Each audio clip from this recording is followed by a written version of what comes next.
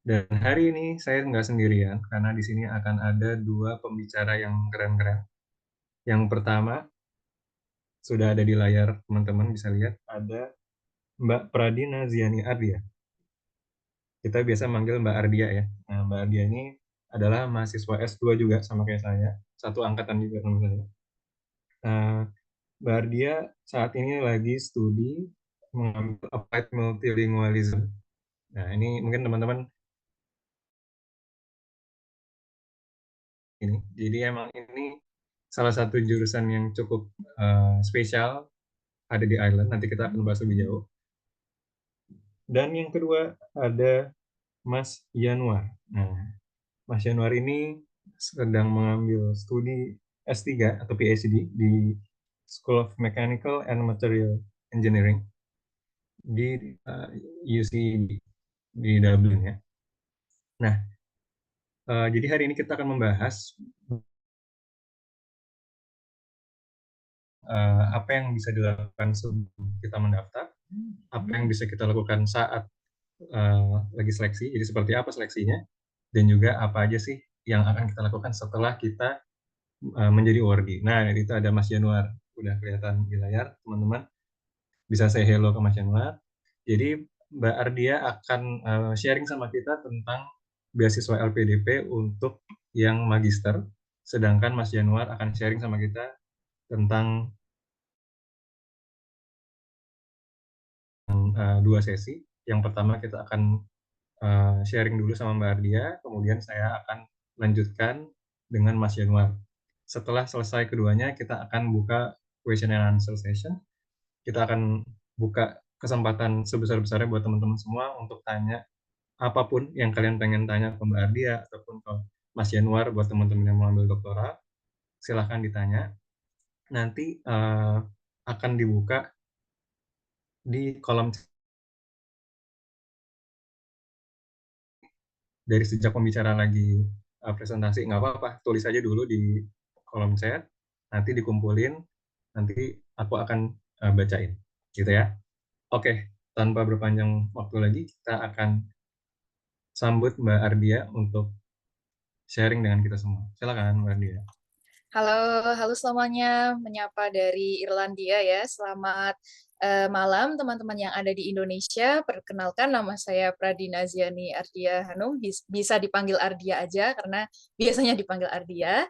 Oke, dan hari ini aku mau sharing nih tentang persiapan seleksi ya beasiswa LPDP Magister dan otomatis juga akan memberitahu tentang Irlandia ya sebagai tempat tujuan untuk studi gitu. Oke, tanpa berlama-lama aku akan share screen.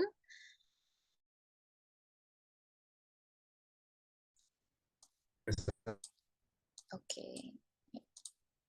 Oke, semuanya bisa lihat layarku ya. Tolong konfirmasi apakah ini terlalu besar atau terlalu kecil atau cukup? Cukup, Kak. Sudah cukup. Oke, baik ya.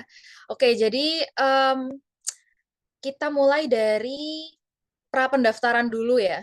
Pra-pendaftaran dulu itu pastinya sebelum kalian mendaftar LPDP atau yang paling utama gitu. Tanpa niat ya ya udah mungkin akan cuma jadi coba lagi semoga beruntung gitu ya.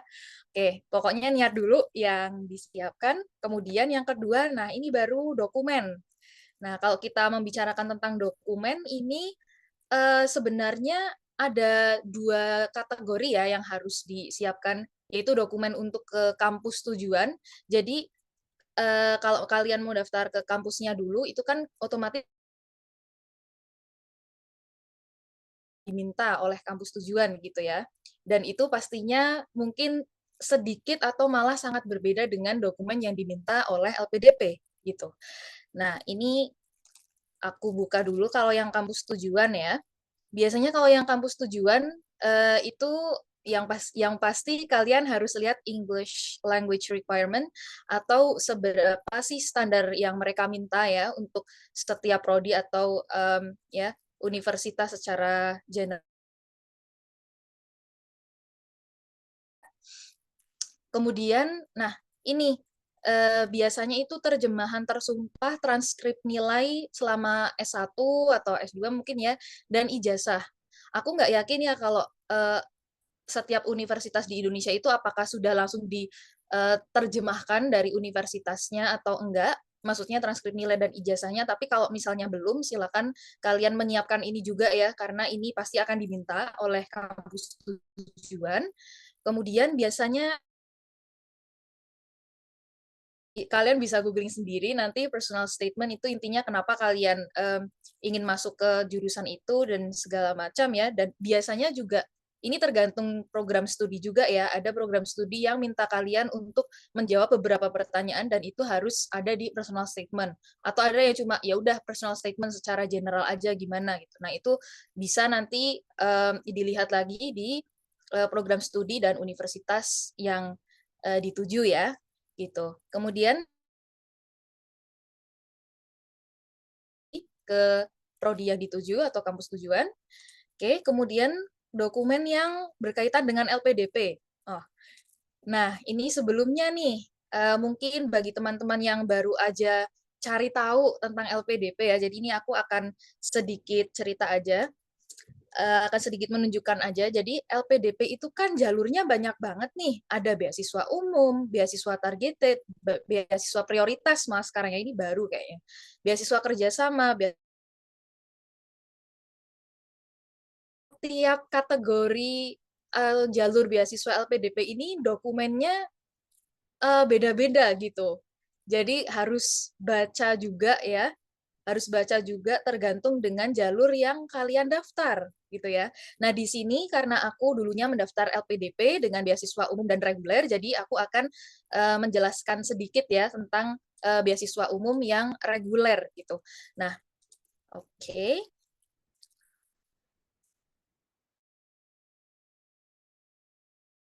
Kalian dapatkan bisa kalian download di laman LPDP ya. Jadi silakan kalian download, kalian baca-baca semuanya ada di sana. Nah, kalau untuk dokumen kita langsung ya ke sini.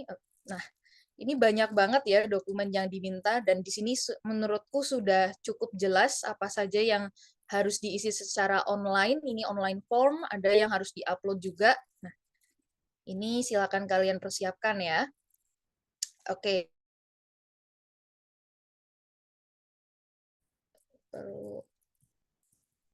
Oh iya, dan di sini juga ya untuk LPDP juga mensyaratkan sertifikat bahasa asing yang dipersyaratkan dan masih berlaku asli. Teman-teman jangan coba-coba untuk apa namanya beli sertifikat atau dengan cara yang tidak legal gitu ya untuk mendapatkan apa namanya sertifikat dengan skor yang dimau ya karena itu bisa dicek dan nantinya kalau misalnya itu ketahuan gitu kayaknya sih akan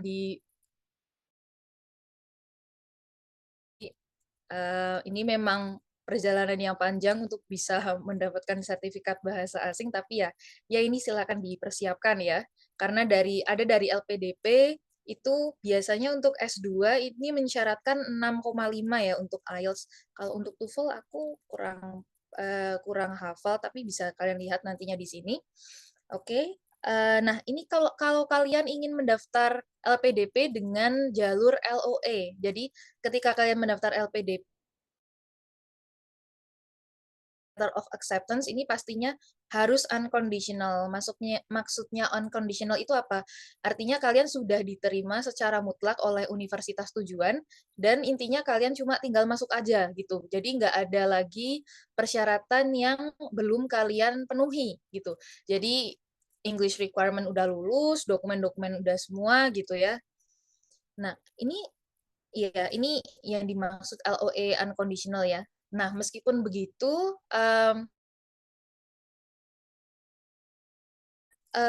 letter of acceptance atau yang unconditional ini juga berlaku pada intinya gimana ya ini ya jelasnya. Sorry. Jadi ada ibaratnya kan ada letter of acceptance unconditional dan conditional ya. Jadi kalau conditional itu masih bersyarat. Intinya ada beberapa hal yang belum kalian penuhi sehingga namanya letter of uh, acceptance and it's conditional gitu ya. Kalau conditional itu bisa capai atau mungkin ada dokumen atau transkripsi nilai ijazah yang belum di um, apa namanya belum diterjemahkan atau apa segala macam. Nah, atau mungkin kemungkinan yang ketiga itu harus membayar deposit. Harus membayar deposit atau ibaratnya untuk uang DP, uang booking gitu ya. Nah, ini bisa nanti dibaca lagi ya, tapi sepemahamanku kalau ada letter of acceptance conditional yang itu dianggap unconditional gitu oleh LPDP. Mungkin nanti teman yang lain boleh tambahkan ke sini juga ya. Itu sepemahamanku sih gitu. Tapi bisa dicoba baca lagi juga ya di booklet ini. Kemudian ini surat rekomendasi dari akademisi atau tokoh masyarakat.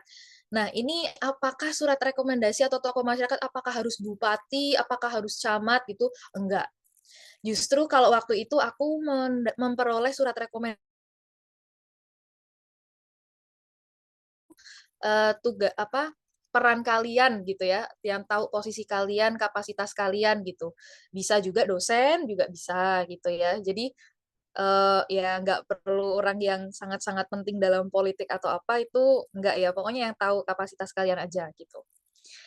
Oke, kemudian surat pernyataan pada aplikasi pendaftaran saat akan melakukan submit poin-poin terlampir. Oh ya ini kayaknya ada di portal LPDP ya. Ya, online form juga untuk pendaftar PNS TNI Polri sesuai ketentuan. Nah, ini pastinya jalur targeted ya untuk ASN.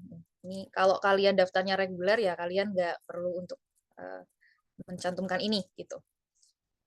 Dokumen nomor induk dosen, ya itu kalau kalian ada, kalau kalian berprofesi sebagai dosen ya. Kemudian profil diri pada formulir pendaftaran online.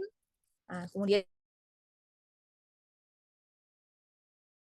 dan rencana kontribusi di Indonesia. Ini biasanya esai ini maksudnya ya. Nanti aku akan sedikit menyinggung juga soal esai ya. Kemudian proposal penelitian khusus dokter. Nah, ini teman-teman, ini sebenarnya poin yang menarik juga proposal penelitian khusus dokter. Meskipun di sini ditulisnya khusus dokter, tapi saranku nggak ada salahnya untuk menyiapkan topik tesis atau topik penelitian juga yang nantinya akan kalian eh, akan mendaftar di universitas tujuan itu gitu. Biasanya ini persiapan untuk wawancara sih sebenarnya. Atau kalau misalnya kalian memang udah punya topik untuk penelitian ini dan akan kalian cantumkan langsung di esai yang kalian tulis gitu ya untuk pendaftaran itu juga nggak apa-apa, malah lebih bagus gitu ya. Tapi saranku siapkan juga ya untuk pendaftar S2 gitu. Untuk menyiapkan proposal penelitian atau ya intinya tema penelitiannya apa. Seperti tema atau area yang akan dikaji, terus masalah, Dasein-Dasolen, masalahnya apa, fenomenanya apa, kemudian mungkin teori ya, teori itu pasti yang mungkin akan kalian pakai, metodologi ini sekali lagi untuk persiapan misalnya kalau kalian mau wawancara ya, itu. Oke, kemudian publikasi ilmiah, prestasi kejuaraan dan pengalaman organisasi. Oh ya, ini ada di formulir ya, di formulir di portal beasiswa LPDP ya, bisa kalian. Oke, nah ini komitmen kembali ke Indonesia, rencana pasca studi dan rencana kontribusi di Indonesia 1.500 sampai 2.000 kata. Oke, sebenarnya aku ada materi untuk menemukan masalahnya ya, bukan untuk menulis esainya secara keseluruhan ya. Sebentar, mungkin aku akan share screen lagi ya. Aku stop dulu ya. Oke. Oh, oke, oke, siap-siap. Oh, em,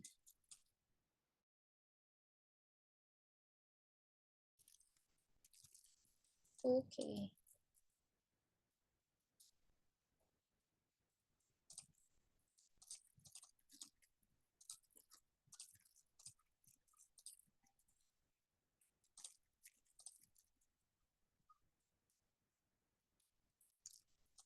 Oke, ini nggak akan terlalu lama, ini cuma highlight aja ya.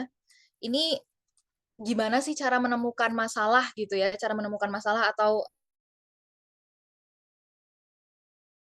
di esai kalian itu sebenarnya ya itu yang pertama identifikasi dulu ya, kalian mau daftar jurusan apa dan keahlian kalian itu di mana gitu ya. Kemudian kalian juga bisa refleksi ke latar belakang akademik kalian, pekerjaan, kemudian minat kalian itu apa gitu ya. Nah, terus ini juga pastikan area spesifik atau disiplin yang kalian ingin kembangkan gitu ya selama juga jangan lupa untuk riset dan analisis ya isu-isu atau fenomena yang terjadi di bidang kalian itu. Kemudian nah, ini juga saranku ya, lihat juga stakeholders, maksudnya kayak perusahaan-perusahaan milik pemerintah ataupun perusahaan swasta gitu, apa yang mereka lakukan dengan misalnya fenomena yang sedang kalian kaji ini atau gimana gitu ya. Nah, dari situ menemukan dan mungkin memantapkan lagi fenomena atau isu yang akan kalian bahas dan bisa kalian kaitkan gitu ya dengan kepentingan kalian untuk lanjut S2 gitu. Karena waktunya cukup singkat ya, mungkin ini kalau kalau mau minta file ini nanti bisa japri aja ya ke ke PPI Irlandia ya. Nanti aku akan share. Oke, mohon maaf, kita balik lagi ke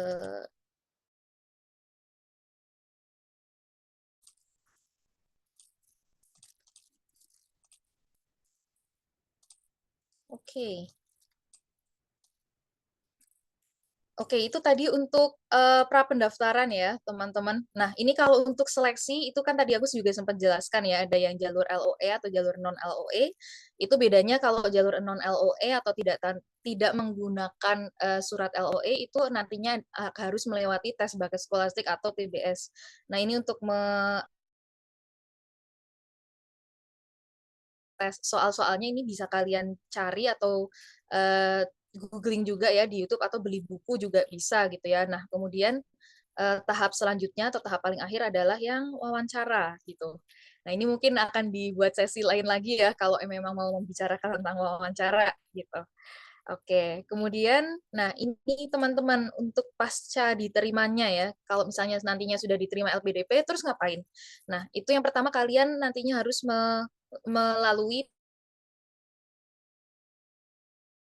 daring atau luring di tempat itu bisa milih nggak sebenarnya ya yang memilih nanti tim panitia LPDP-nya ya. Jadi kita nggak bisa milih daring atau luring atau mungkin kalian bisa mengajukan ya mau daring atau luring cuma yaitu tergantung juga ya keputusan panitianya gitu. Tapi ini nantinya persiapan keberangkatan itu bermanfaat untuk menjalin um, koneksi juga dengan award di LPDP yang lain pengetahuan, dapat insights gitu ya intinya sebelum berangkat itu hal apa aja sih yang harus kalian lakukan intinya juga encourage you to come back to Indonesia and contribute more to the field that you have studied gitu ya. Oke, kemudian ini pengayaan bahasa. Ini pengayaan bahasa sebenarnya um, hanya diterima oleh pendaftar jalur LPDP yang dari beasiswa afirmasi. Pengayaan bahasa itu maksudnya apa? Jadi misalnya kalian masih perlu mengejar skor bahasa Inggris masih kurang sedikit gitu. Jadi kalian ibaratnya harus ambil tes lagi gitu. Nah, ini akan di cover oleh LPDP gitu ya. Gitu. Oke, kemudian nah ini yang menarik ya teman-teman semuanya, komponen pendanaan dari LPDP ini sangat-sangat lengkap. Intinya mencakup semuanya ya, hampir dari tuition fee atau SPP, kemudian dana pendaftaran, nah, tesis atau disertasi, sekarang aku sedang tesis dan sekarang juga um, sudah mendapatkan dana tunjangan untuk tesis ini ya gitu. Kemudian International Seminar Grant. Jadi kalau misalnya kalian ingin mempresentasikan sesuatu gitu ya di suatu seminar internasional, ini juga nanti kalian akan mendapat pendanaannya gitu. Jurnal, publikasi jurnal juga, kemudian transportation fee. Ini yang dimaksud transportation fee adalah tiket pergi dari negara tempat studi pulang ke Indonesia gitu. Itu transportation fee akan di cover oleh LPDP gitu ya. Kemudian dana aplikasi visa, dana asuransi kesehatan, living allowance, dana bulanan, dan alhamdulillah sejauh ini tidak ada masalah ya untuk dana bulanan ya bagi kami penerima beasiswa LPDP yang ada di Irlandia gitu, alhamdulillah lancar. Kemudian settlement allowance, apa yang dimaksud dengan settlement allowance itu untuk bisa settling in gitu, bisa apa namanya, bisa beradaptasi gitu ya, contohnya seperti membayar akomodasi dan lain-lain gitu ya. Oke, nah kemudian ini ada companion allowance, ini hanya untuk awardee yang disabilitas dan memang memerlukan orang lain juga untuk um, ada di kesehariannya gitu ya, gitu. Kemudian yang perlu diketahui juga adalah masa bakti pasca studi. Nah, jadi kalau misalnya masa studinya 1 tahun, itu berarti 3 tahun ya. Masa bakti pasca studinya 3 tahun, nanti harus berada di Indonesia selama 3 tahun dan ya bekerja di Indonesia gitu ya. Kalau masa studinya 2 tahun berarti jadi 5 tahun gitu. Oke, itu sih. Ini waktunya apakah masih ada? Oke, waktu habis ya, baik. Oke, nanti bisa dilanjut lagi ya untuk bersamaan dengan Mas Yanuar ya. Oke, baik. Ini giliran saya. Oke, terima kasih Mbak Ya, Ardina untuk sama-sama. pemaparannya. Wah, luar biasa ya. Tadi kita lihat komprehensif sekali dari hulu ke hilir. Kita tadi udah dibahas dari mulai persiapan berkas, persiapan sertifikat-sertifikat ya kayak IELTS, mungkin ada TOEFL, itu penting banget. Benar tadi kata Mbak dia emang eh, biasanya ketat ya penilaian. Jadi kita nggak bisa tuh bikin otentik buatan Mas. kita sendiri, hasil kerja kita sendiri. Dan juga tadi sempat dibahas tentang gimana proses formulir segala macam, kemudian sampai tesnya dan juga jenis-jenis pembiayaannya gitu ya. Jadi tadi udah dibahas ada yang untuk akademik maupun untuk yang non akademik gitu ya. Oke. Nah, untuk teman-teman yang tadi mungkin kelewatan, bisa juga uh, cek ke YouTube-nya PPI Irlandia. Jangan lupa di-subscribe dari seminar hari ini. Jadi jangan khawatir. Terus untuk yang mungkin tadi belum sempat kepikiran mau nanya apa, nanti sembari kita dengar pembicara yang kedua, boleh ditulis di kolom chat semua pertanyaan yang dipunya, nanti akan saya bacain di sesi tanya dan jawab, gitu ya. Dan juga aku mau mengingatkan mungkin nanti kita di akhir kita ada foto sesi bersama ya teman-teman untuk dokumentasi. Jadi di sini ada Mas Januar udah ada di tengah-tengah kita. Jadi Mas Januar ini ada di sini untuk sharing tentang program doktoral teman-teman. Kenapa dipisah? Karena emang ada beberapa perbedaan-perbedaan gitu ya.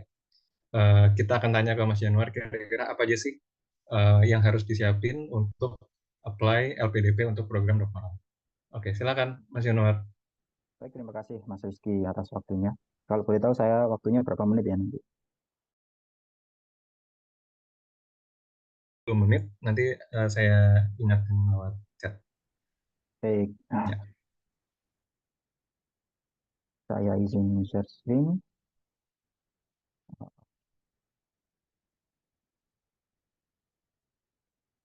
Ya mungkin kalau uh, scholarship talk dari saya tidak ada bedanya dengan scholarship talk yang lain.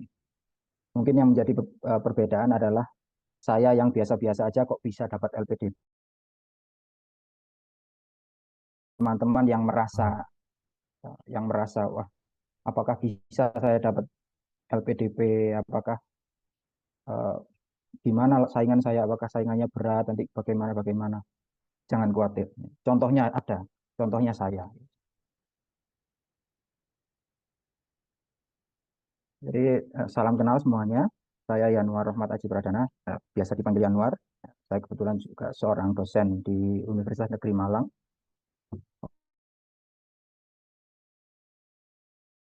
dan tergabung dalam persiapan keberangkatan 209. Saya sekarang adalah mahasiswa tahun pertama, PhD tahun pertama di School of Mechanical and Materials Engineering, University College Dublin, Irlandia.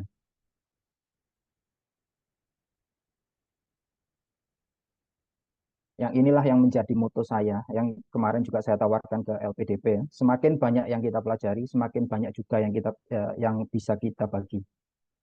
Itulah yang menjadi itu mempersiapkan sumber daya manusia Indonesia yang unggul, gitu. Salah satunya itu. Dan ini adalah outline dari apa yang akan saya diskusikan pada malam hari ini. Yang pertama adalah pra pendaftaran LPDP, lalu seleksi itu sendiri, seleksi LPDP, lalu apa yang harus kita lakukan pasca diterima, dan apa yang harus kita persiapkan setelah kedatangan di Irlandia, serta di Irlandia. Belum ada 1 tahun, masih 9 bulan di Irlandia. Tapi itu semua dari sudut pandang saya, mungkin kalau teman-teman kurang sepakat atau ada informasi yang saya salah, mohon dikoreksi. Itu adalah dari yang saya ketahui. Tips dan trik untuk mendapatkan beasiswa LPDP. Tidak ada.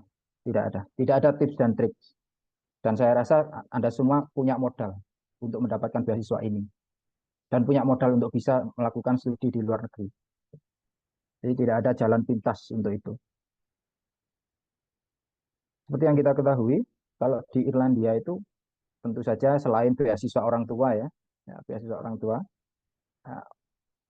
untuk bisa studi dalam tingkat doktoral di Irlandia kita setidaknya memiliki uh, kita setidaknya memiliki yang pertama adalah beasiswa kampus. Nah, biasanya ini disediakan oleh kampus masing-masing. Kalau di UCD ada UCD Global Scholarship. Tidak tahu nanti yang di University of Galway apa, di PCD apa, saya kurang paham. Yang saya pahami hanya di kampus saya di UCD. Terus ada juga yang beasiswa dari konsorsium riset, ya, biasanya dari SFI, program SFI, Science Foundation Ireland, ada CDC yang University of Sheffield dan University of Manchester. Ada tiga kampus itu. Dan ada dari iForm, ini konsorsium riset tentang manufacturing, dan yang saya tahu ada Marie Curie Actions. Mungkin ada apa ketua PPI kita sebelumnya ya, Mas Zain adalah Wordi ini. Dan beasiswa terpisah, biasanya beasiswa terpisah ini yang tadi disebutkan oleh Mbak Ardi, pihak yang berbeda.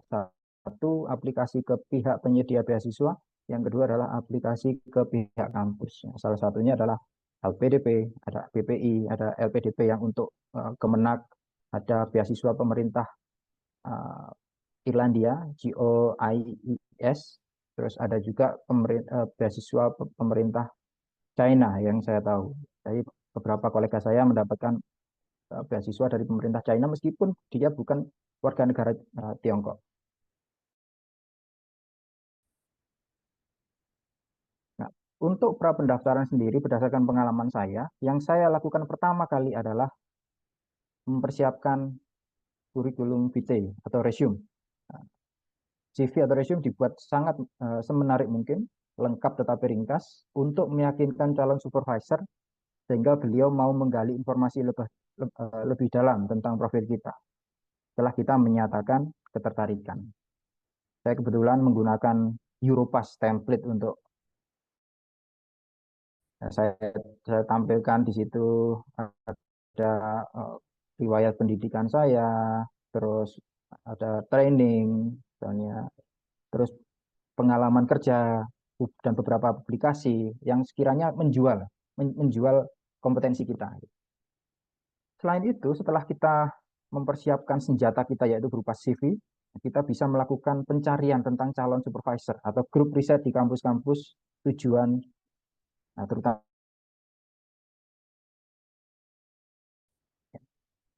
mengapa Irlandia, nanti saya jelaskan di belakang. Ya. Ya. Yang pertama yang saya lakukan adalah menelusuri website kampus, cari tentang topik riset yang ingin ditekuni, termasuk dengan profil supervisor dan grup risetnya. Kebetulan saya menyadari saya sudah tidak muda lagi, terus untuk belajar hal yang baru itu tentu saja akan sangat sulit, sehingga saya fokus saja tentang apa yang biasa saya lakukan, tentang riset A, tentang riset ini. Sehingga saya mencari topik riset pun nggak persis, tapi setidaknya sama. Saya punya pengalaman di situ tentang riset ini. Kebetulan saya menemukan profil dari website ini di misalnya Profesor David Brown ini. Oh, beliau juga meneliti tentang bak metallic glass. Hal yang sama dengan yang saya teliti sejak saya master dulu, terus sejak saya bekerja sebagai dosen di UM.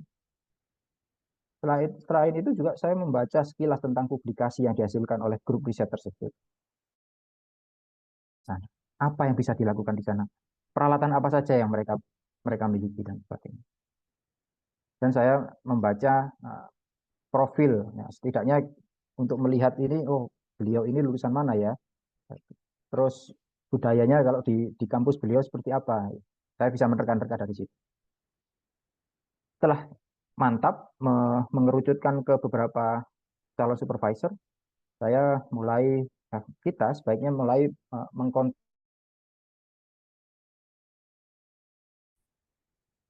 Dalam hal ini saya mengkontak dua orang supervisor yang berbeda kampus, satu dari UCD dan satu lagi dari TCD, dalam waktu yang bersamaan, ya. Dan menunjukkan riset yang tentu saja topik risetnya berbeda, menyesuaikan topik riset yang digeluti oleh supervisor tersebut. Jangan lupa untuk menyampaikan CV dan proposal riset jika ada.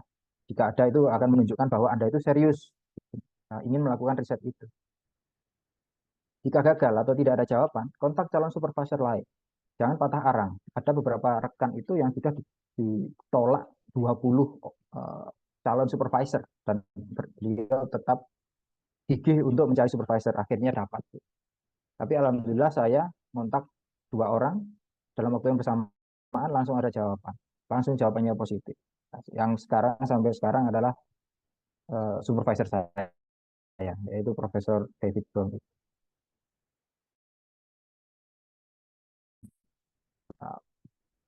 Mendapatkan respon yang positif, ya, your research plan could be relevant in my group. Selanjutnya diskusinya lebih intens dan lebih beasiswa dan sebagainya, berapa besaran beasiswa dan sebagainya. Sebelum kita bergeser ke seleksi, ya, output dari kita berkomunikasi dengan supervisor itu bisa disebut, atau lebih baik lagi bisa menjadi sebuah LOE.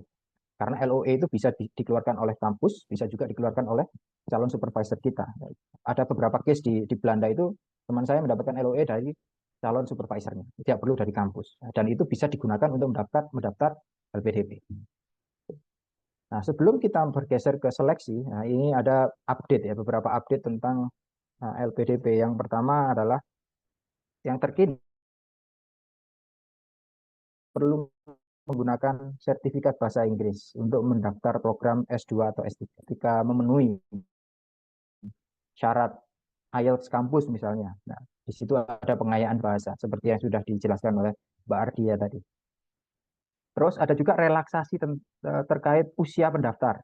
Misalnya untuk para sekarang bisa direlaksasi menjadi 47 tahun. Tidak tahu, mungkin yang sebelumnya 42 tahun atau 40 tahun, saya kurang memahami gitu ya. Tapi sekarang 47 tahun bisa mendaftar LPDP. Ya, jadi segmennya semakin luas sekarang. Jadi tidak ada istilah terlambat untuk belajar. Dan update yang terbaru lagi, mungkin ini menjadi angin segar bagi teman-teman calon awardee yang sudah berkeluarga ya. Per Desember 2023, Family Allowance bisa mulai diajukan tanpa menunggu 1 tahun masa studi. Sehingga kita tidak perlu menunggu berpisah dengan keluarga setahun dulu. Terus keluarga kita mengajukan Family Allowance sepanjang keluarga kita bisa cepatnya datang ke negara tujuan studi. Nah, setelah berbekal dari approval, meskipun approvalnya sih dari email, dari Profesor David Brown ini berupa hanya email saja, tapi saya sudah pede untuk bisa daftar LPDP. Meskipun sebelumnya pendaftaran LPDP ini saya kurang, sebenarnya ragu. Kenapa ragu?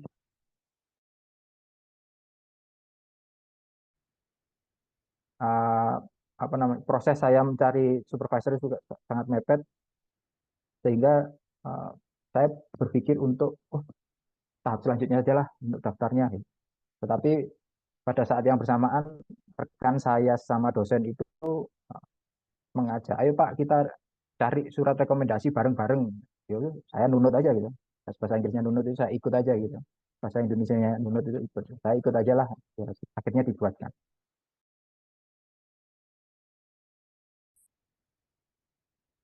Nah, nah,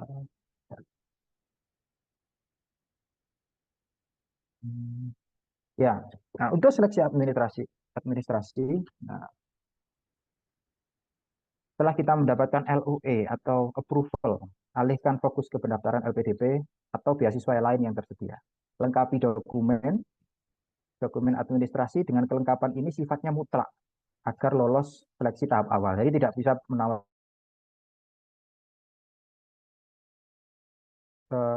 misal dari luar negeri belum disetarakan gimana, ya harus disetarakan. Kalau belum ada, ya jangan gitu. Pasti akan tertolak gitu. Karena di sini administrasi sifatnya mutlak dan ketat.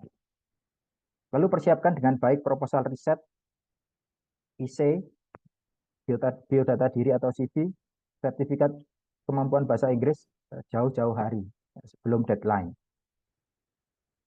Dan intinya jangan mendadak. Meskipun yang terus terang mendadak itu. Nanti saya tunjukkan kenapa saya mendadak. Nah, ini ijazah S2, transkrip nilai S2, KTP, terus sertifikat bahasa asing. Pastikan IELTS-nya memenuhi, pastikan TOEFL-nya memenuhi, atau kalau Duolingo nggak tahu saya apakah diterima atau tidak. Nah, yang jelas sertifikat bahasa asingnya itu nilainya memenuhi dan masa aktifnya masih ada. Terus surat usulan dari pejabat setingkat kategori targeted ya waktu itu ya, PNS, TNI, Polri. Jadi saya harus memenuhi bidang itu, memenuhi surat usulan dari atau rekomendasi dari kampus di mana saya bekerja. Lalu ada surat pernyataan beasiswa pendidikan Indonesia. Ini nanti kalau sudah terupload semua otomatis akan muncul surat-surat pernyataan, surat pernyataan.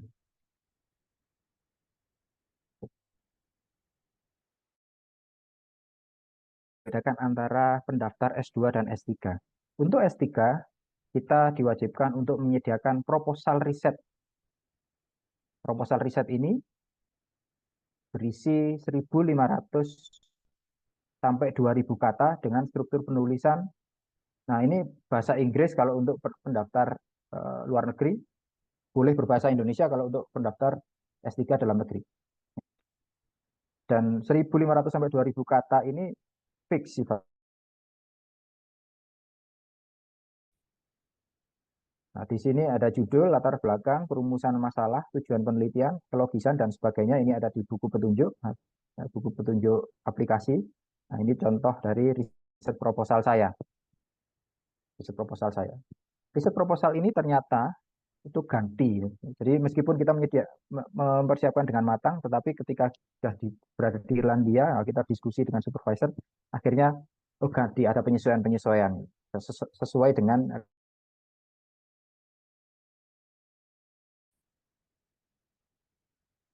Terus ini menulis esai, komitmen kembali ke Indonesia, rencana pasca studi dan rencana kontribusi di Indonesia. Ini tulislah, kalau saya lebih enak secara kronologi. Saya memperkenalkan diri sendiri, diri dulu, terus waktu S1 saya bagaimana, waktu S2 bagaimana, waktu bekerja saya bagaimana, apa peran saya dan apa yang telah saya capai, apa yang kendala yang saya temui, itu saya munculkan di situ. Tapi anehnya, sehingga tidak sempat nulis dalam bahasa Inggris. Saya tulis saja bahasa Indonesia ya di aplikasinya itu 1,5 jam sebelum deadline. Jadi intinya coba-coba aja lah, siapa tahu, siapa tahu, siapa tahu gitu. Makanya saya menunjukkan bahwa di sini saya itu biasa-biasa saja, tetapi dapat LPDP. Apalagi Anda yang mempersiapkan dengan baik, peluangnya sangat besar. Nah, kira-kira itu ya. Jelaskan juga kontribusi yang akan Anda berikan ke Indonesia, kendala yang Anda jabarkan di awal. Jadi Anda di awal menjelaskan kendalanya, saya memainkan peran di Indonesia seperti ini, tapi kendalanya, tapi saya nggak bisa melakukan itu karena kendalanya ini. Nah, saya perlu studi lanjut. Nah, supaya nanti saya bisa menyelesaikan kendala itu. Harus harus relevan, harus berkesinambungan. Nah, ini contoh, inilah yang menjadi driving force saya ya, kemarin. Saya sebenarnya kalau nggak ada surat apa namanya surat rekomendasi tiga, tapi karena sudah terlanjur dibuatkan, sungkan sama pejabatnya, sungkan sama Pak Rektor. Masa sudah dibuatkan surat surat rekomendasi ini nggak daftar gitu. Nah, akhirnya yang ngotot itu di menit-menit akhir melengkapi itu. Ini yang saya uh, gores merah ini tahap 2 2022, deadline-nya adalah 5 Agustus. Anda lihat saya submit itu berapa detik sebelum deadline? 69 detik sebelum deadline ya. Nah, saya submit aplikasi saya. Ajaib kan? Saya aja yang kalang kabut seperti itu bisa. Sekali lagi, Anda yang lebih siap harusnya lebih berpeluang. Terus karena saya daftar tanpa LOE, ya, daftar tanpa LOE, saya harus melewati seleksi bakat skolastik. Ya, berbeda dari TPA, pengetahuan yang diperoleh dari pembelajaran sebelumnya. Jadi jangan khawatir, nggak perlu belajar apapun. Lupa saya di kelas nggak begitu pintar. Gimana? Ini bukan masalah pintar bodoh, ini masalah bakat. Jadi itu. Jadi teman-teman nanti yang tanpa LOE, ya, jadi nggak perlu nunggu LOE untuk daftar LPD. Daftar aja, ya, daftar aja. Yang penting Anda sudah menunjukkan setelah daftar kampus tujuan dan sebagainya. Itu yang bisa menjadi modal untuk wawancara nanti. Nah, komponen di SBS ini adalah penalaran verbal, penalaran numerik, dan pemecahan masalah. Dan tesnya menggunakan CAT, jadi tangan kita nggak capek-capek nguruk-nguruk pensil. Nggak capek-capek nulis. Lalu perlu berlatih jauh-jauh hari sebelum tes, sehingga ketika dulu saya mendapatkan pengumuman kalau saya lolos administrasi dan memasuki SBS, saya langsung ke toko buku, beli buku. Jadi meskipun nggak saya baca, tapi setidaknya punya buku itu bikin saya pede. Meskipun nggak saya baca ya, ya cuman baca apa sih isinya gini-gini, karena ya sibuk waktu itu. Punya buku itu bikin kita pede. Ya kayak kita kalau pergi kemanapun bawa laptop, meskipun laptopnya nggak dibuka, tapi bikin kita pede gitu. Lalu istirahat dan makan yang bergizi sehari sebelum tes agar saat tes kita dalam baca buku, belajar belajar latihan soal dalam sampai hamin 1 jam baru selesai belajarnya. Nah, waktu waktu show time-nya kehabisan tenaga, kehabisan tenaga, akhirnya nggak bisa mikir. Jadi itu, pastikan Anda dalam kondisi prima waktu tes. Bagaimana caranya? Istirahat dan makan yang bergizi sehari sebelum tes. Terus karena SBS ini juga punya passing grade, jangan difikirkan itu. Lakukan saja 100% Anda akan memberikan 50%, kan enggak juga. Pastikan berikan yang terbaik. Dan yang terakhir adalah seleksi beasiswa, yaitu seleksi substansi atau wawancara. Akhir-akhir ini wawancara dilakukan secara online, kurang lebih 45 menit. Pastikan tidak terlambat. Wawancara itu terdiri dari 3 orang, 2 orang akademisi dan 1 orang psikolog. Usaha menguasai keadaan, tidak perlu nervous, nggak perlu, kalau bahasa Jawanya ndredeg gitu. Kalau ndredeg kita ngeblank semuanya. Apa yang kita pikirkan hilang semuanya. Lalu perhatikan kontak mata, jangan matanya ke kanan ke kiri seolah-olah Anda lihat apa, lihat contohan atau apa gitu. Dan jujur ketika wawancara. Ketika Anda nggak jujur itu pun pewawancara akan tahu dari body language Anda. Lalu tidak perlu, usahakan sudah berlatih wawancara dengan orang yang berbeda sebelumnya. Nggak tahu apa mocking test istilahnya, saya nggak tahu istilah-istilahnya teman-teman yang jadi mentoring dan sebagainya. Dan jika ada, siapkan dokumen bukti, misalnya print out email dengan calon supervisor, untuk mengantisipasi jika diminta menunjukkan di depan kamera. Ketika kita cerita, ada satu supervisor itu yang sudah menerima saya, yang sudah approve saya. Saya dulu cerita seperti itu. Tanya, kenapa kok, mana buktinya gitu. Kalau ditanya mana buktinya, Anda bisa menunjukkan, oh ini print out-nya. Atau kalau boleh saya, nggak, karena kan kita nggak mungkin share screen. Ini print out-nya. Hanya untuk bukti aja, untuk bukti dukung. Nah, dan saya untuk mempersiapkan wawancara itu selalu tersusun dari 5W1H. Mengapa UCD? Kapan UCD? Apa itu UCD? Nah, misalnya harus tahu luar dalam tentang profil kampus, tentang mata, tentang jurus atau prodi yang saya ingin masuki, lalu tentang riset dari calon supervisor saya buat catatan tuh. Ini yang sebelah kanan. Ini bukan catatan untuk saya contoh waktu wawancara, bukan. Tetapi catatan itu adalah uh, yang saya sekiranya menjadi apa ya? Menjadi cara berpikir saya untuk supaya cerita saya itu lebih sistematis. Kira-kira itu dari segi seleksi. Ya. Saya rasa teman-teman pasti modalnya lebih banyak daripada saya. Artinya modal intelektualnya lebih banyak daripada saya di sisi itu. Lalu apa setelah pasca diterima beasiswa LPDP? Yang saya lakukan adalah LOE waktu itu. Dan kebetulan IELTS saya, writing saya kurang. Jadi IELTS saya untuk LPDP itu lolos, tapi untuk kampus enggak. Karena untuk di writing band saya kurang.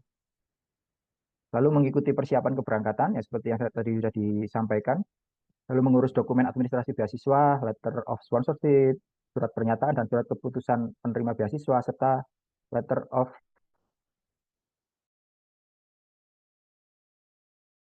dan keberangkatan ke negara studi. Ini contoh dari SK ya, surat keputusan penerima beasiswa yang milik saya. Di situ ditunjukkan dana pendidikan terdiri dari apa saja, dana pendukung terdiri dari apa saja. Ini surat saktinya kalau kita itu bakal dibiayai. Lalu formal application ke UCD ya kira-kira seperti ini. Ini bisa ditemukan semuanya di website ya. Saya nggak perlu menjabarkan panjang lebar. Nah, kira-kira ada yang sama, ada yang enggak. CV yang sudah saya siapkan baru, misalnya statement letter. Ya, statement letter. Terus setelah saya berangkat ke Irlandia, yang pertama saya lakukan adalah lapor diri KBRI London secara online, lalu apply KTM atau UCard, University Card, dan LIP Card atau kartu transportasi. Ketika kita pakai Flipkart itu sangat murah transportasinya daripada kita bayar secara cash. Lalu apply di Irlandia itu kita bebas, visanya gratis, ngurus visa gratis, tetapi kita bayar untuk IRP ini sekitar 300 euro ya, 4.500-an. Lalu ada apply bank account, ini wajib karena saya nggak tahu ya wajib atau enggak, tapi kita sangat terbantu kalau kita punya bank account di negara tujuan. Lalu apply PSC dan PPSN. Ini PSC ini adalah itu NPWP Irlandia. Karena sebagai mahasiswa PhD kita itu punya kesempatan untuk melakukan teaching assistant work ya, di kampus yang nantinya dibayar. Ya, dibayarnya kalau kita punya PPSN. Lumayan untuk satu semester dapat mengajar 50 jam. Ngajar di sini bukan seperti kalau di ayat-ayat cinta Mas Fahri apa di ruang kelas gitu enggak. Ngajarnya ya cuma ngajari di lab. Profesor top gitu enggak ya, cuma ngajar-ngajar simpel aja sebagai demonstrator aja. Itu lumayan gajinya untuk bisa beli tiket pesawat pulang pergi gitu. Dikerja satu semester bisa pulang satu kali kalau kalau mau. Dan asuransi kesehatan ini penting, sangat penting asuransi kesehatan. Dan ini teman-teman atau senior-senior kita yang ada di PPI sudah mempersiapkan sebagainya bagi siapapun yang nantinya akan datang ke Irlandia. Dan karena melihat lengkapnya isi dari guidebook ini sangat membantu. Ini sangat membantu. Silakan nanti bisa ditemukan di website PPI Irlandia. Kalau nggak salah di website itu masih yang versi sebelum ini. Nah, tapi isinya kurang lebih sama. Atau informasi terkait dengan kehidupan mahasiswa Indonesia di Irlandia bisa diakses di Instagram.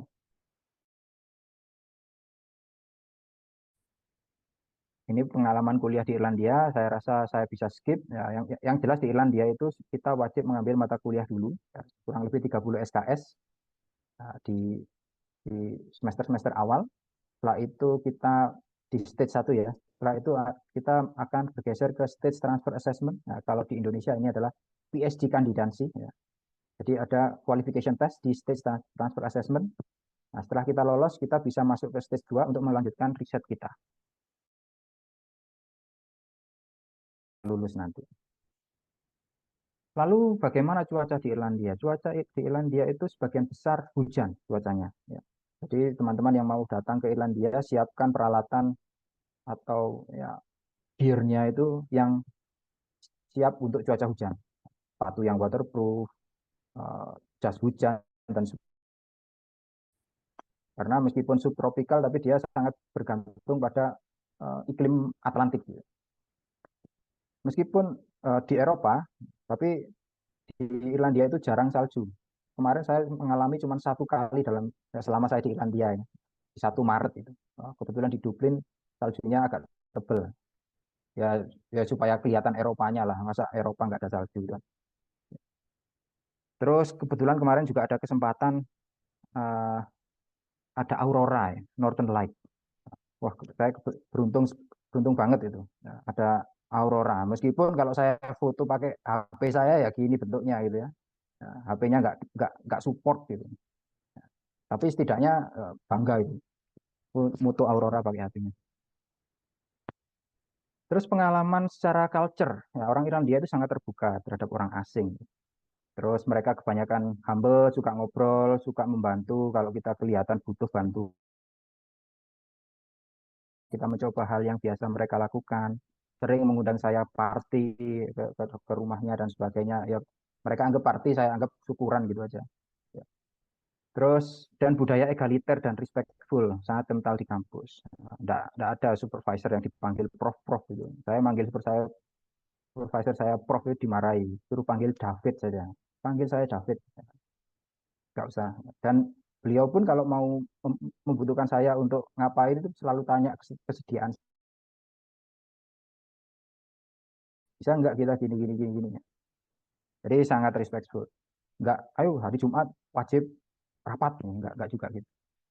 Ini dari pengalaman saya gitu. Terus kegiatan yang bisa dilakukan ada badminton, sepak bola, hiking, terus rekreasi. Ya, kebetulan nih teman-teman saya yang master ini kan cuma 1 tahun ya, jadi dikatamin, jadi dihabisin itu Irlandia bagian barat dalam 1 tahun. Otomatis saya ngikut, ya, sudah kehabisan.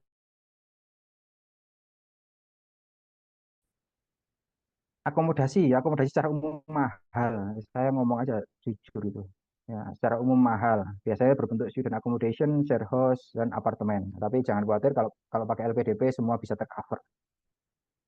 Terus transportasi ada kereta antar kota, bis, luas kalau di Dublin ya. Jadi tram kalau di Dublin dan juga DART, Dublin Area Rapid Transit kalau di Dublin. Makanan halal tersedia, daging halal di banyak tempat.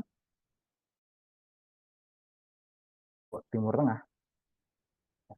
Terus ini monthly cost kalau berdasarkan websitenya UCD. Paling murah itu 1 bulan 1.700.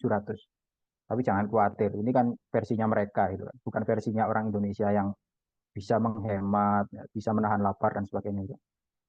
Sebenarnya ini hanya hanya gambaran umum aja. Kalau kita masak sendiri itu jauh lebih rendah daripada itu.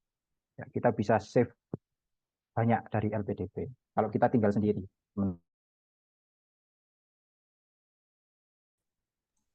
Saya lupa menampilkan email saya di sini. Terima kasih. Oke. Assalamualaikum warahmatullahi wabarakatuh. Waalaikumsalam warahmatullahi wabarakatuh. Wah, thank you banget nih Mas Januar. Ini nggak kalah lengkap dan komprehensif dari punyanya Mbak Dian tadi ya. Jadi tadi teman-teman udah denger semua seluk-beluk kuliah di Ireland dengan LPDP ya. Jadi pembahasannya udah lengkap banget dari mulai CV ya sebagai senjata kita kalau istilahnya Mas Januar. Kemudian untuk S3 ini krusial banget ya karena ini akan menentukan perjalanan akademis kalian selama di Ireland ke depannya. Jadi penting untuk kita bisa tahu area mana yang mau kita fokuskan gitu ya. Terus nanti kita bisa uh, taruh di essay kita gitu ya. Jadi kita bisa jual ke mereka, ini loh area expertise saya. Kemudian setelah itu kita pulang, kita mau ngapain? Apa yang mau kita kasih untuk negara? Kurang lebih seperti itu. Dan juga tadi menarik ya, cukup dramatis ya Mas Yana. Dan dengan persiapan yang seperti itu bisa lolos. Tadi pesannya Mas Januar adalah teman-teman yang sekarang masih punya waktu luas bisa lebih mempersiapkan lagi gitu ya. Oke, tanpa berpanjang waktu lagi, kesempatan untuk teman-teman yang udah penasaran nih pengen nanya ke dua pembicara kita, saya persilakan bisa ditulis di chat di kolom chat pertanyaannya maupun raise hand untuk langsung bicara juga boleh.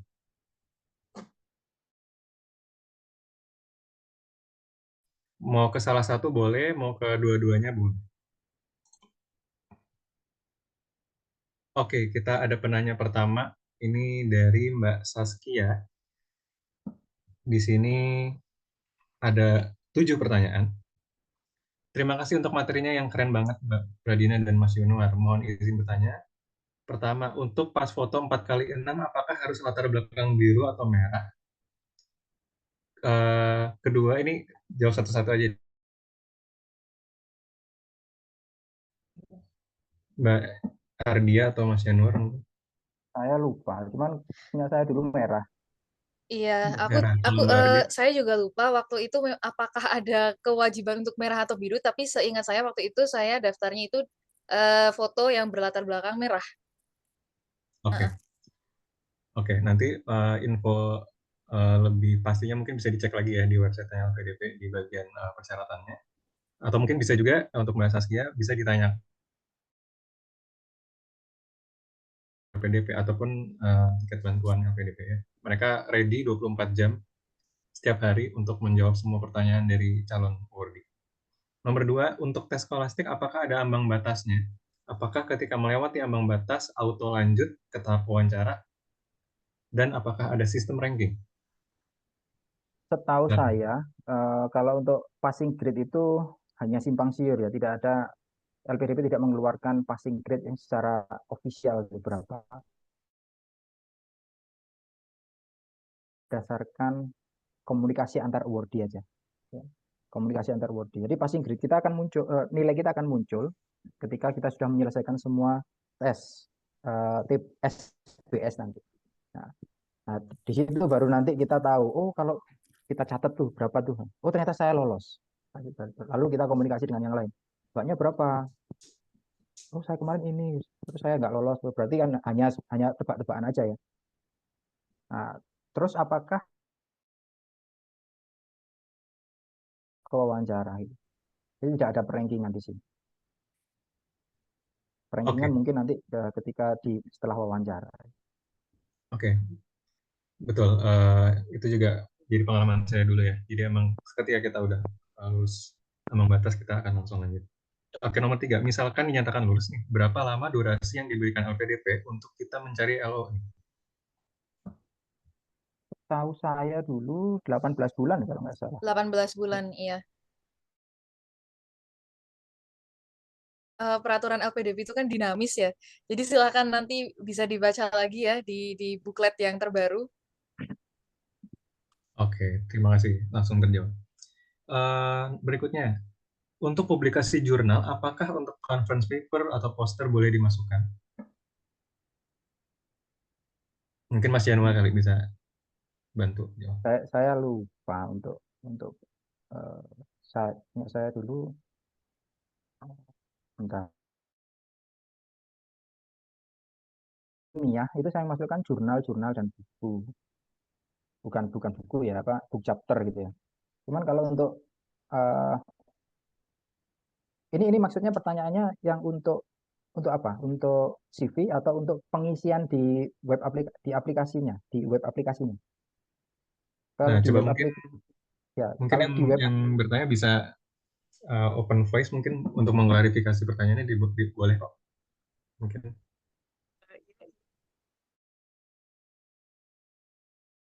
oh, di web aplikasinya itu kalau tidak salah, ini saya buka lagi web saya, itu ada dua kolom. Yang pertama kolom karya ilmiah, dua tabel ya, tabel karya ilmiah dan tabel konferensi dan seminar. Ya.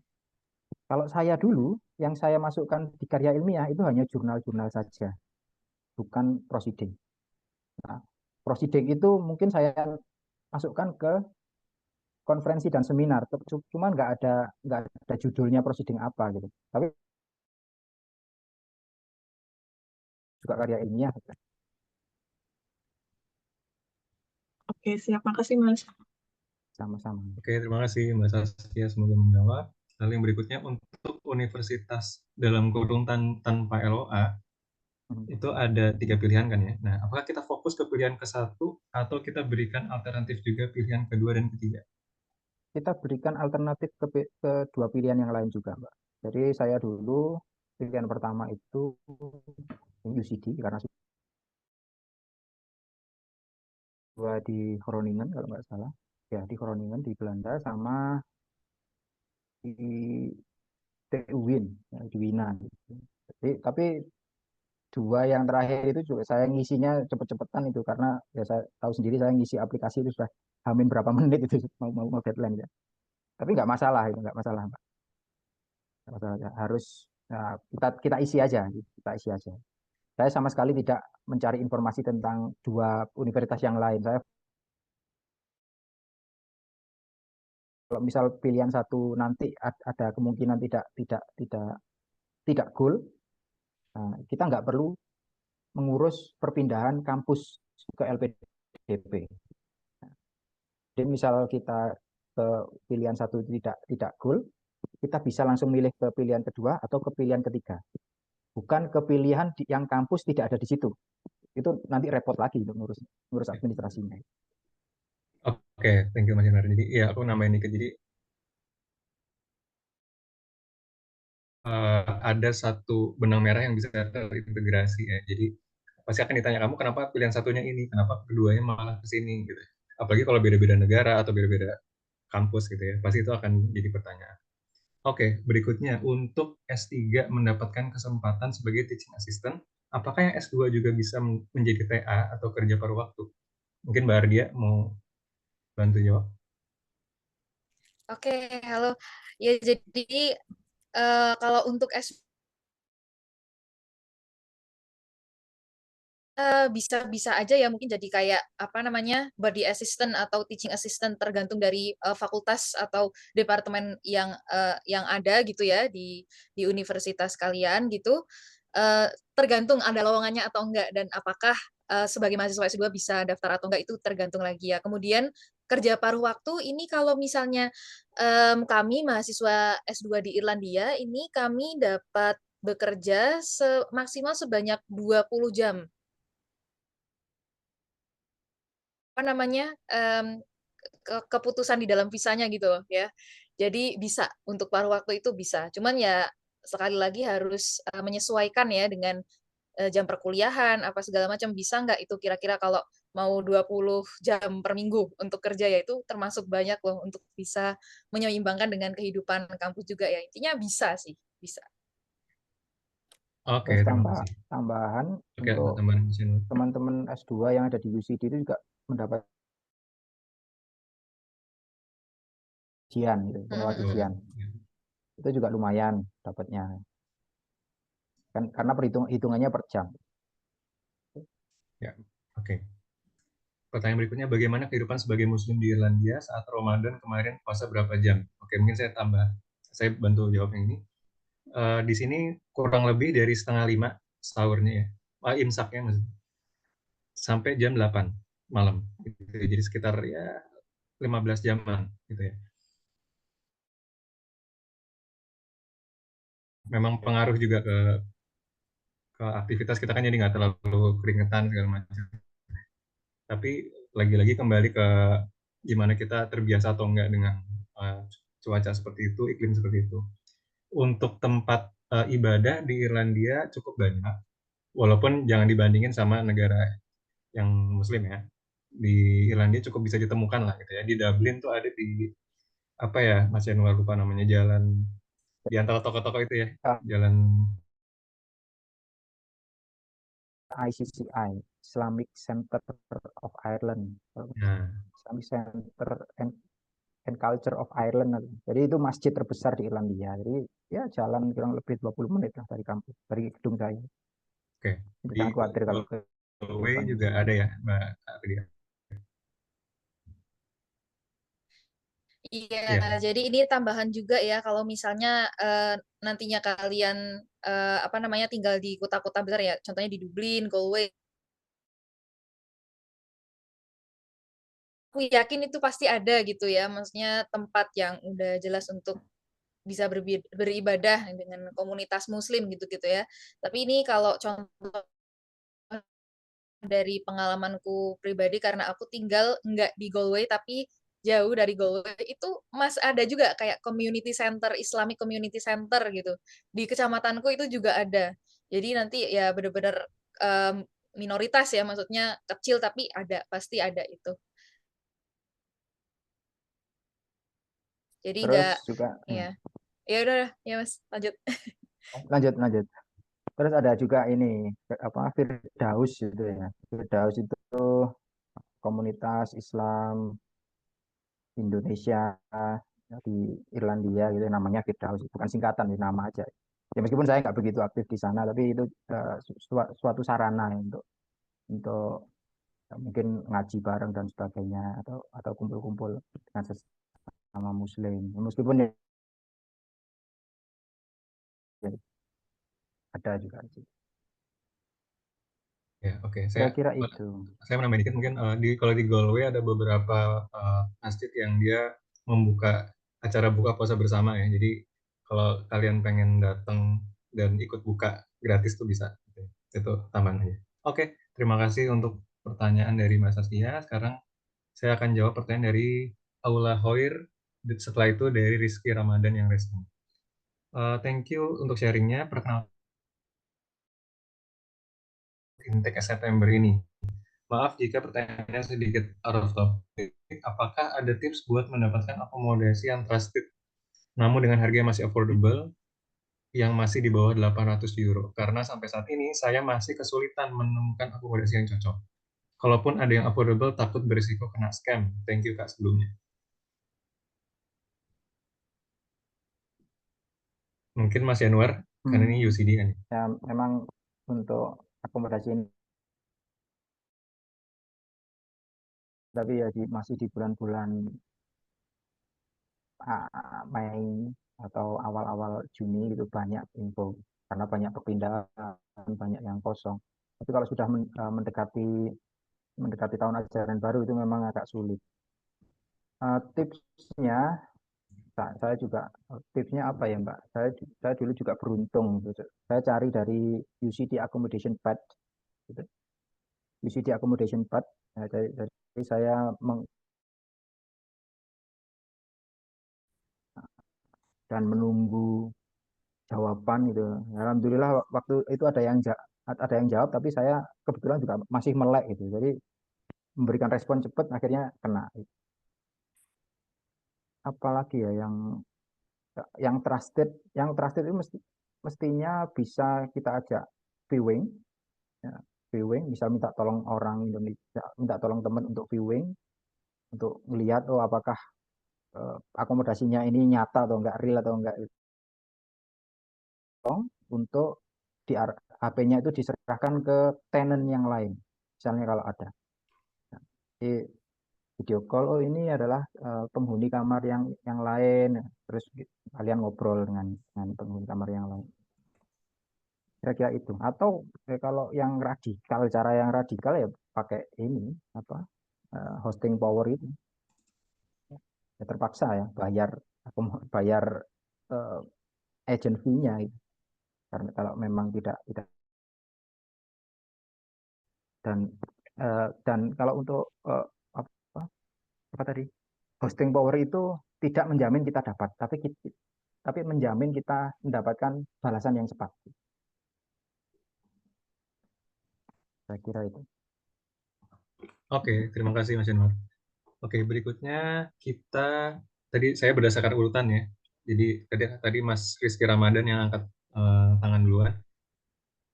Nanti setelah itu saya lanjutkan yang di kolom. Mas, terima kasih atas kesempatannya. Apakah suara saya terdengar? Terdengar Nah, jelas. Oke. Terima kasih juga saya sampai kepada Mbak Pradina dengan Mas eh, ya Mas Januar yang telah mempresentasikan materinya. Saya ingin pertanyaan saya hanya basic ini Mas. Saya ini mau bertanya gimana sih cara Mas dan Mbak sekalian mendapatkan LOA-nya?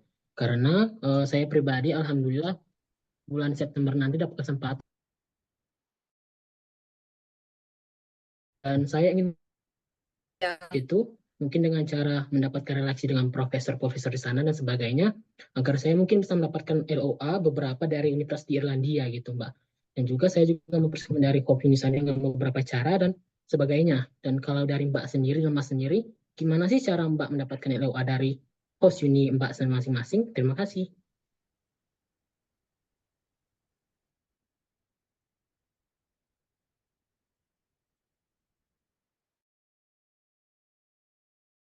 Oke, Siapa yang mau? aku jawab dulu ya.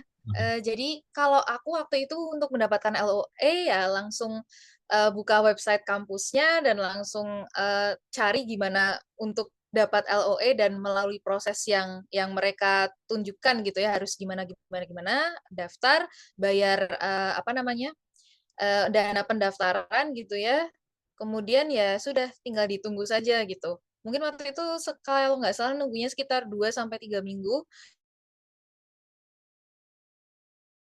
Jadi ya ditunggu aja sih sebenarnya lewat lewat apa, portal pendaftaran gitu ya. Kalau aku jadi aku dulu sama sekali belum kenal, supervisornya atau segala macam belum gitu. Jadi langsung daftar aja dulu, tapi di saat waktu yang bersamaan ketika mendaftar, waktu itu aku juga berkorespondensi dengan, supervisor atau program director gitu ya.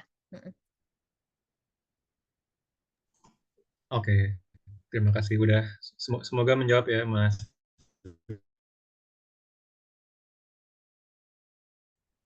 Iya, sama-sama. Berikutnya dari Hari Yulianto. Boleh bagi tipsnya untuk S3? Saya sudah cari-cari info dan kontak beberapa kampus, bagian admission nyuruh saya cari sendiri dan ngontak kampus tujuan untuk cari supervisor. Cari info beasiswa S3 tidak semudah S2. Nah, mungkin Mas Januar bisa nih. Iya, terima kasih Mas Mas Hari pertanyaannya. Jadi untuk S3 itu kalau pakai cara saya adalah resikonya memang kita tidak dibalas, resikonya kita ditolak, tapi resiko yang enak ya kita dapat respon positif gitu ya. Memang kalau untuk beasiswa S3 yang beasiswa kampus atau beasiswa konsorsium itu lebih kompetitif karena pesertanya secara global, lebih kompetitif. Seperti pengalaman supervisor saya kemarin untuk 2 posisi PSD aja 50 yang daftar. 10 menurut saya menjadi 2, jadi memang benar-benar kompetitif. Kalau saran saya, karena sangat terbuka LPDP, dihubungi saja ke calon supervisornya, terus nanti bilang aja kalau uh, nanti kalau misal supervisor setuju, uh, saya akan dibiayai oleh pemerintah negara saya. Gitu. Pemerintah negara saya itu yang tentunya menjadi nilai plus buat buat kita sebagai aplikan, karena kita membawa sendiri yang tentu saja tidak merepotkan mereka. Ini tidak merepotkan mereka. Mereka hanya menyiapkan tempat saja, menyiapkan supervisornya, tapi tidak perlu membayarkan SPP kita, tidak perlu membayarkan stipend kita atau biaya hidup kita. Sesungguhnya kalau kita bawa beasiswa sendiri itu harusnya lebih mudah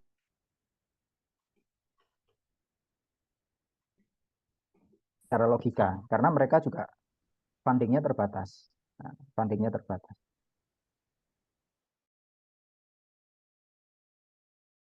Lengkapi syarat-syarat administrasinya. Alhamdulillah kalau supervisornya mengusulkan untuk mendapatkan LOE. LOE itu apa? Tiket kuat ya, tiket emas, golden ticket untuk dapat LPDP. Nah, kalau sudah dapat LOE, dapat LPDP, ya tinggal berangkat. Atau kayak saya, dapat approval dari supervisor, nah, terus saya di LPDP, saya ceritakan kalau saya dapat approval dari supervisor, lalu saya dapat LPDP, terus apply untuk LOE supervisor. Karena jalurnya memang seperti itu, yang jalur gampangnya itu. Kita dekati supervisor, jangan ke admissionnya. Admission itu tidak tahu apa-apa, tapi ke supervisor, calon supervisor. Oke, terima kasih Mas Januar. Jadi mungkin aku pengen nambahin dikit. Mungkin Mas Mas atau Mbak nih, Mas Hari. Oh ya, Mas Hari Yulianto bisa coba juga SFI, ada Science Foundation Island. Atau mungkin bisa tunggu aja update dari sosial medianya PPI. Kita nanti akan ada scholarship apa lagi yang lain gitu ya. Oke, pertanyaan berikutnya. Terima kasih untuk para pembicara. Nama saya Lailil, saya dosen di kampus swasta di Kabupaten Jember. Saya ingin bertanya kepada Pak Yanuar, bagaimana pengalaman selama mempersiapkan IELTS, mengingat sebagai dosen tentu beban kerja sangat tinggi, apalagi jika kita sudah berkeluarga. Kemudian mungkin bisa diinformasikan terkait persiapan jika membawa keluarga, terutama jika membawa anak usia sekolah dan harus sekolah di sana. Silakan Mas Yanuar. Baik, pertanyaan yang pertama dulu ya untuk IELTS ya. Karena IELTS itu nggak ada cara mudahnya untuk dapat IELTS ya. Nggak ada tips and trick untuk dapat IELTS dengan nilai segini. Gitu. Jadi memang ya kita harus berkorban waktu. Kalau saya dulu mengikuti kursus, nggak tahu di Jember ada nggak semacam Lukito gitu. Kalau dulu kalau di kota-kota lain mungkin IDP dan sebagainya. Jadi di tempat kami di Malang itu ada grup. Nah, di situ juga menawarkan IELTS yang intensif yang satu orang satu tutor itu atau satu tutor 2 orang, dua student gitu. Nah, kita harus eh, investasi ke situ, investasi ya uang biaya untuk lesnya dan investasi untuk waktunya. Mungkin kita harus menyediakan waktu 3 jam dalam 1 minggu misalnya. Nah, 1 jam hari Senin, 1 jam hari Rabu. Seperti itu, kurang lebih saya dulu berapa ya? 3 bulan kalau nggak salah, 3 bulan untuk itu.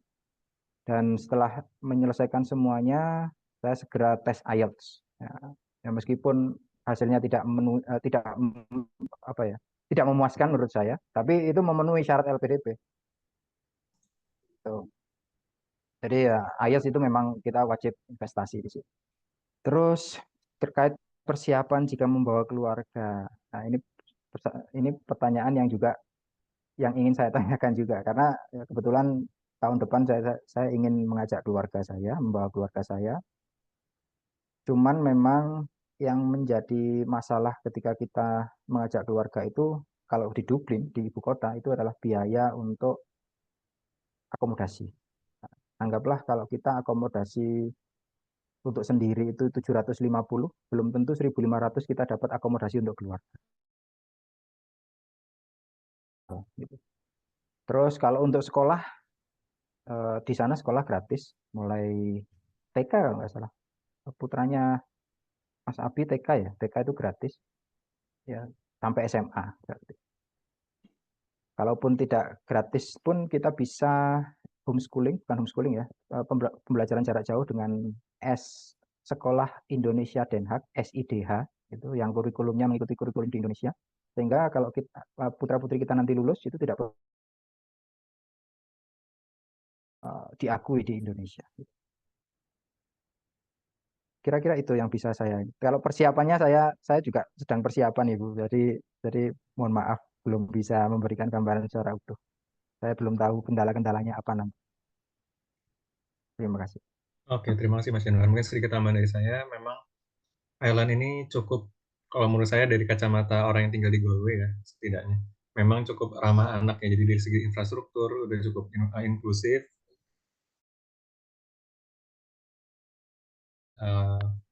modern di sini ya. Jadi ada aspek-aspek yang positif juga. Oke, kemudian yang berikutnya dari Putri. Perkenalkan, nama saya Putri. Saya ada 3 pertanyaan. Satu, apakah ada kakak-kakak yang punya pengalaman jurusan atau prodi S2-nya tidak linear dengan S1?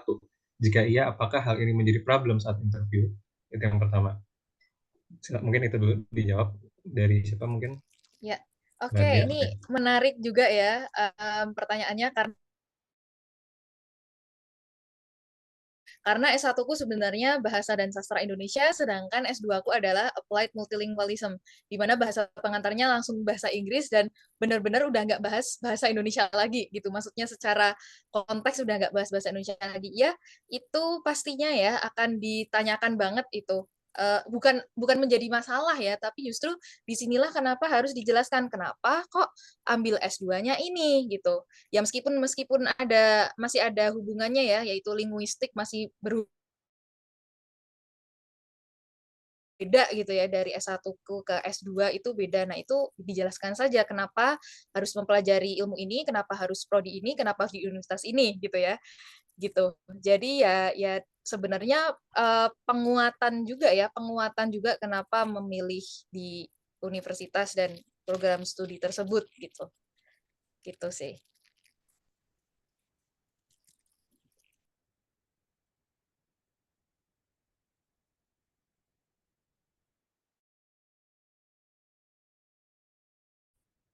Masih Cak, mute Mas Rizky Haji.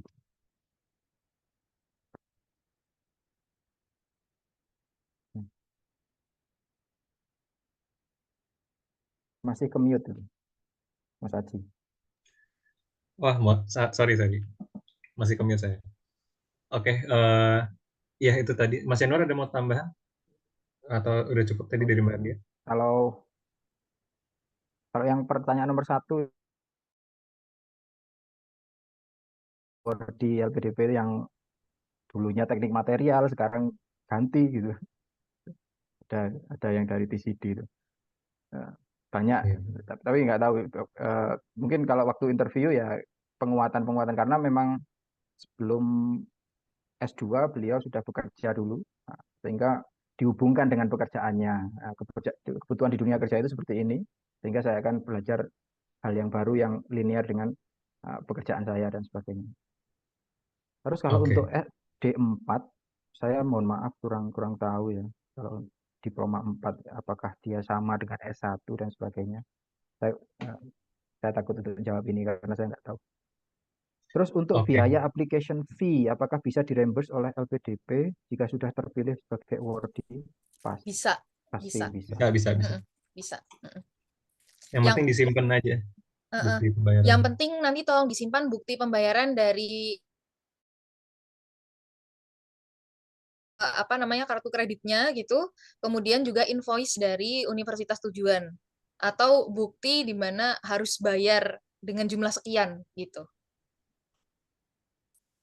Oke. Oke, kita lanjut ke pertanyaan keduanya Mbak Putri. Untuk UCD sendiri atau universitas lainnya di Irlandia apa? Oh, tadi udah ya, SD3, D4 ya. Udah dijawab. Oke. Berarti ini udah semua dari Mbak Putri, semoga menjawab. Berikutnya, coba saya cek lagi, ini cukup banyak. We will.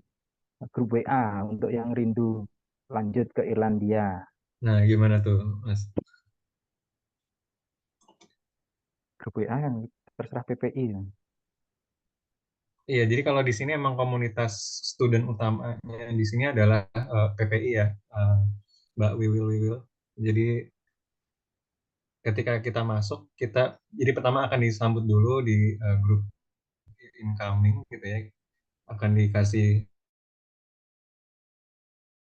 kemudian nanti saat kita jadi mahasiswa aktif kita akan ada grup WA PPI. Nanti di sana ada banyak kegiatan-kegiatan macam-macam, dan juga ada Firdaus untuk yang beragama Muslim, eh, dan juga ada eh, komunitas lainnya gitu yang bisa diikuti. Oke, apakah masih ada pertanyaan lagi yang lain? Coba saya cek dulu di kolom komentar.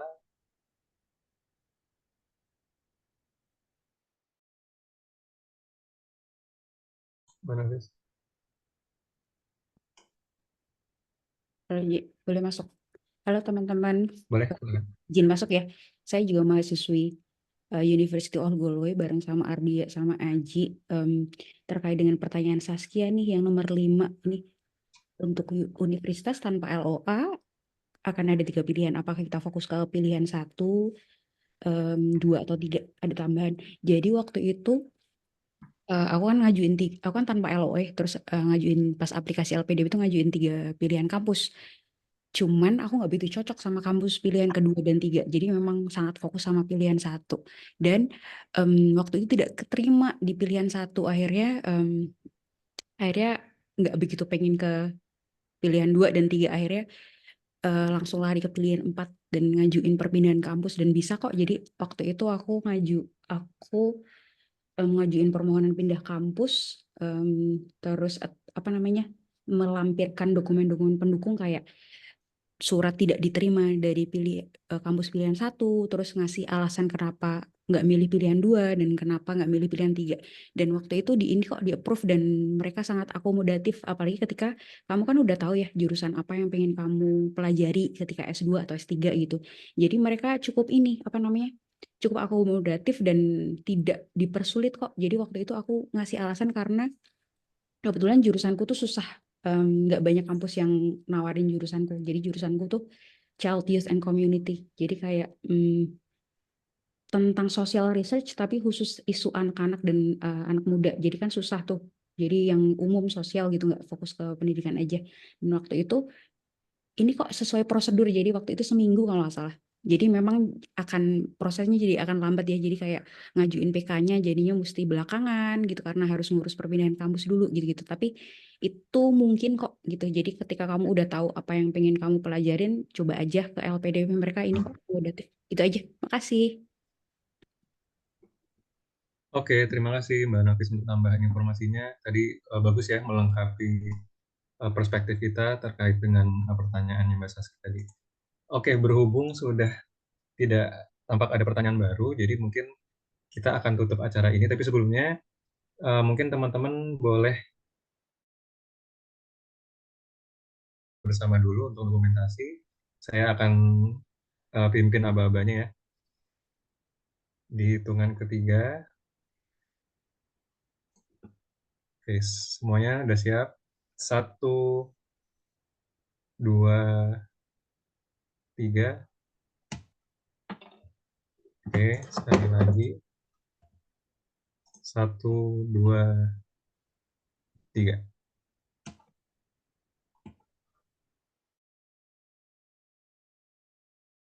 PPI Irlandia mengucapkan terima kasih untuk kehadirannya semuanya yang ada di sini, juga untuk kedua speaker kita yang luar biasa hari ini. Jangan lupa nanti siaran ulangnya ada di YouTube, dan jangan lupa di subscribe YouTube-nya PPI Irlandia, dan juga sukses untuk semuanya yang lagi mempersiapkan ikut LPDP ya. Sekarang LPDP udah buka, dan nanti akan ada tes bakat skolastik di bulan Agustus, kemudian jadi teman-teman udah bisa mulai curi start dari sekarang, siapin semuanya, dan kalaupun misalnya nggak sempat, kalian tetap bisa pakai ilmu yang kalian dapat hari ini untuk pendaftaran di batch yang berikutnya, gitu ya. Oke, sekian dari kami dari PPI Irlandia, semoga bermanfaat. Wassalamualaikum warahmatullahi wabarakatuh. Waalaikumsalam warahmatullahi Thank you wabarakatuh. Terima semuanya. kasih semuanya.